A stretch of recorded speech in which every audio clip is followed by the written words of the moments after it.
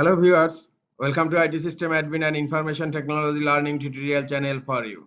Today in this tutorial I am going to show you how to turn on notifications from storage settings on Windows 11 computer. Sometimes it becomes very important for you, so don't forget to watch full video.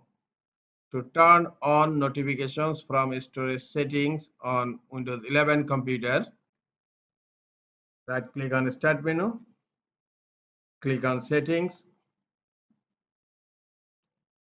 In left pane, click on System.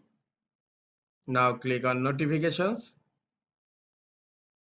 Scroll down. Here you will find notifications from apps and other senders, and storage settings is here. And now storage settings is turned off. Just click here to turn it on.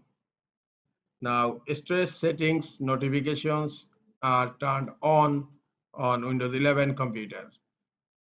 This is all for today. Hope this tutorial is helpful for you. Keep watching for next tutorial. Thank you very much.